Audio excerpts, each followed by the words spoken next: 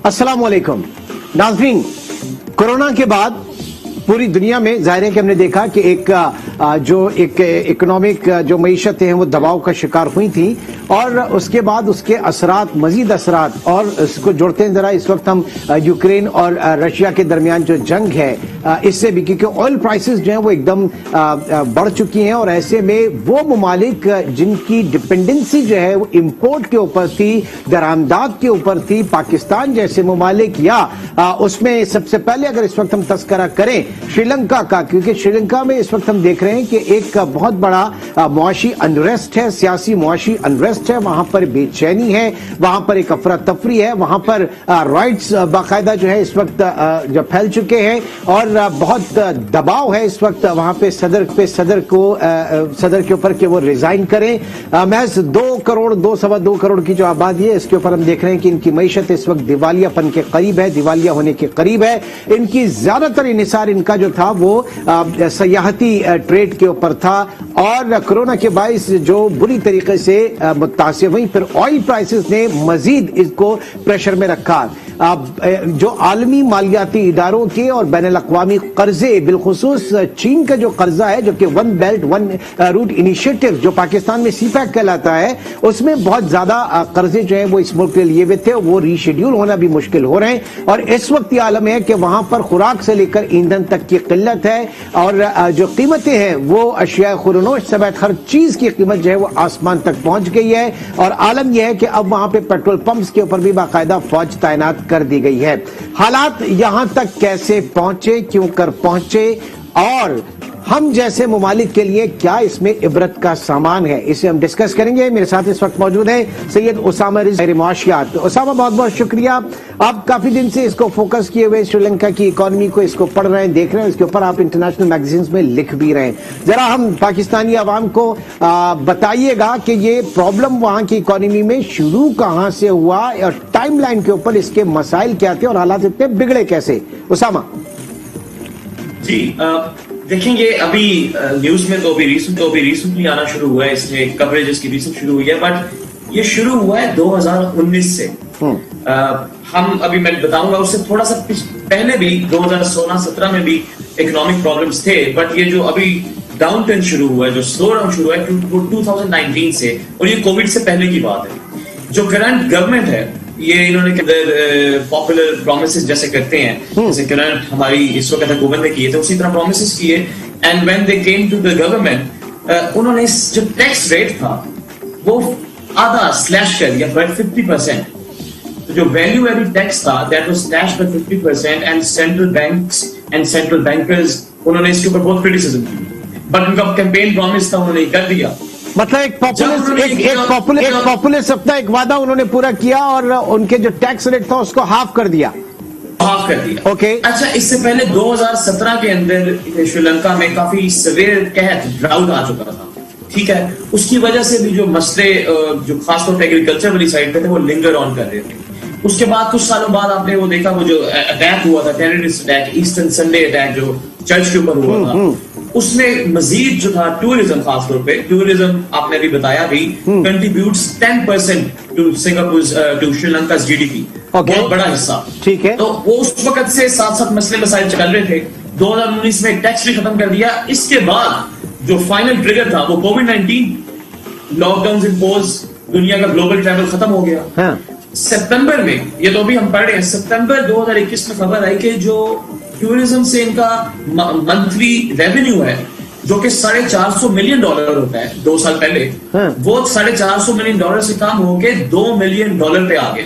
$450 million से कम होकर महज $2 मिलियन पे आ गया। ओके, श्रीलंका का। तो आप देखें कि क्यों, मतलब देखें ना, अभी उनके पास पेपर मंगवाने के पैसे नहीं थे, उन्होंने पेपर कैंसिल किए। जी, मैं नाज़रीन को बताता चलूं साथ ही साथ कि वहां पर स्कूल्स के, कॉलेजेस के, यूनिवर्सिटीज के जो पेपर थे वो महज इसलिए कैंसिल करना पड़े कि उनके पास पेपर खरीदने के लिए, कागज खरीदने के लिए पैसे नहीं थे। ये आलम हो गया वहां पे श्रीलंका में। जी प्लीज।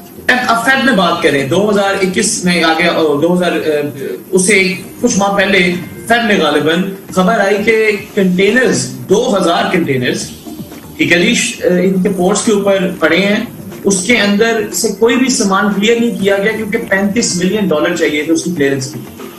ठीक है, मैं आपको सिर्फ ये बता रहा हूं कि ये मतलब अभी से एकदम से क्राइसिस, किसी भी दुनिया में क्राइसिस एकदम से ओवरनाइट नहीं आता, इसके पीछे एक पूरी शरह, तो ये पिछले 3-4 साल से चल रहा है। अच्छा, जब ये सब कुछ हुआ तो जो रेटिंग एजेंसीज होती हैं जिनका काफी क्वेश्चनेबल, बल्कि मैं तो कहूँगा नेगेटिव रोल रहा है दुनिया के सारे फाइनेंशियल क्राइसिस के अंदर, खासतौर पे 2008 के, उन्होंने साथ ही श्रीलंका की जो रेटिंग थी ना वो कम करने, डाउनग्रेड करनी शुरू कर दी, ये 2020 के अंदर होना शुरू हुआ, राइट। अब जब ये होना शुरू हुआ तो उनकी जो एक कोई भी मुल्क मुख्तलिफ तरीकों से पैसे रेज करता है, एक तरीका बॉन्ड फ्लोट किए जाते हैं या कैपिटल मार्केट्स के अंदर एक्सेस करके आप अपने कर्जा डेट इंक्रीज करते हैं, तो उस डाउनग्रेड होने की वजह से वो कैपिटल मार्केट्स में एक्सेस भी नहीं कर पाए। इसकी वजह से जो फॉरेन डायरेक्ट इन्वेस्टमेंट है, जो कि another big resource for the country to get dollars, वो आप 2018 में वो 1.6 बिलियन था, 2019 में वो 700 कुछ मिलियन हुआ, 2020 के अंदर वो 500 कुछ मिलियन पे आ गया। ठीक है, मैं इसी को जरा रिलेट करूंगा, ओसामा इसी को रिलेट करूंगा। आपने कहा कि रेटिंग एजेंसीज, उनका किरदार, उसके ऊपर बड़े सवालिया निशान उठे। 2008 का जो सबप्राइम मॉर्गेज था उस वक्त भी वो रीड नहीं कर पाई थी, एक्सेस नहीं कर पाई थी, और उसके बाद हमने देखा कि एक बलून अप हुआ था। नाउ यही रेटिंग एजेंसीज अब पाकिस्तान की रेटिंग को भी कम कर रही हैं, और तवातुर के साथ हम ये भी देख रहे हैं कि हम इंटरनेशनल मार्केट में सुकूक बॉन्ड्स के ऊपर भी गए हैं और दीगर बॉन्ड्स के ऊपर भी, यूरो बॉन्ड्स के ऊपर भी हम गए हुए हैं। तो ऐसा ही कुछ श्रीलंका में भी हुआ, वो भी इन बॉन्ड्स की तरफ गए हुए थे, लेकिन इंटरनेशनल मार्केट्स में वो ड्यू टू देयर कमजोर रेटिंग्स नहीं जा सके। और आपने सही फरमाया, इसके बावजूद अभी भी चले मैं शिफ्ट, अभी भी जो इन्होंने डेट सर्विस करना है, $4 बिलियन का डेट जुलाई में ड्यू है, $4 बिलियन। और इस वक्त जो रिजर्व्स है श्रीलंका के पास, एक कंट्री के पास जो रिजर्व्स हैं वो $2.37 बिलियन के करीब है। अच्छा। तो आप खुद देखिए कि कितनी ड्रास्टिक सूरत हाल है। ज़रे मुबादला के ज़खायर श्रीलंका के पास इस अरब $37 करोड़ हैं, जबकि उनको इस साल जो अदायगी करनी है वो $4 अरब से जायद की करनी है। इतना बड़ा डेफिसिट कहीं से फाइनेंस नहीं हो पा रहा इस वक्त। बिल्कुल ऐसा ही है। और आपने भी शुरू में बताया कि चाइना का रोल इस डेट के अंदर, तो मैं प्लीज बताना चाहूंगा कि ये शुरू से एक श्रीलंका और चाइना का रिलेशन तो एक और भी बड़ी मशहूर चीज की वजह से काफी ज्यादा न्यूज में रहता है, डेट ट्रैप डिप्लोमेसी। आपको हम सब ने सुना होगा कि हम्बनटोटा का जो पोर्ट था वो जी के चाइना ने ले लिया है, और वो western news agencies, Atlantic, Chatham house London के अंदर है, न्यूयॉर्क टाइम्स, इन सब ने कवर किया है, फॉल्स अकाउंट है, ऐसा कुछ भी नहीं हुआ। वो पोर्ट की डिफरेंट हिस्ट्री है, वो चाइना ने नहीं, वो एक यही गवर्नमेंट थी, इन्होंने चाइना को अप्रोच किया था। पहले वो इंडिया को अप्रोच कर चुके थे, पहले वो यूएस को अप्रोच कर चुके थे, दोनों ने इनकार किया, फिर चाइना आया। अभी भी $35 बिलियन का टोटल इनका एक्सटर्नल डेट है श्रीलंका। उस $35 बिलियन में से सिर्फ 10% इज ओन्ड टू चाइना, 48% जो कि गालिबन 50% बनता है इनकी मार्केट बोरोइंग्स हैं, जो कि वेस्टर्न एजेंसीज। अच्छा, तो ये कॉन्टेक्स्ट पे समझना बहुत जरूरी है कि हम लोग चाइना का जिक्र, अभी मैं आर्टिकल भी पढ़ रहा था, उसमें भी चाइना का बता रहे हैं कि जो $2 बिलियन उसको क्यों नहीं हाईलाइट करते, जो वेस्टर्न एजेंसीज से इन्होंने रेज किया हुआ।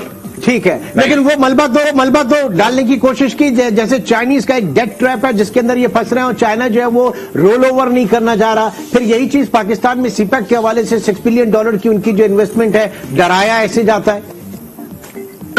डेट ट्रैप तो एक फैलेसी है ना, मिथ है, मैंने खुद भी इसके ऊपर लिखा है, वो लोग भी लिख चुके हैं।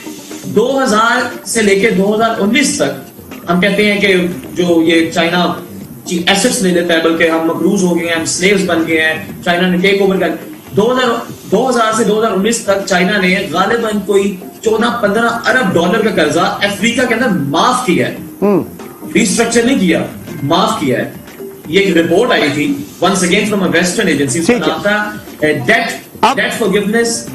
ओके, मैं आगे बढ़ता हूं अब, क्योंकि प्रोग्राम में वक्त की कमी भी जो है वो आड़े आएगी। ये बताइए कि इस वक्त जो हालात हैं इसमें आईएमएफ का क्या किरदार है? वो अप्रोच कर रहे हैं वहां पे आईएमएफ के पास के नहीं कर रहे हैं, और एट प्रेजेंट स्टेटस वहां पर क्या है, किस तरीके से उनके इकोनॉमिक मैनेजर्स लेकर चल रहे हैं?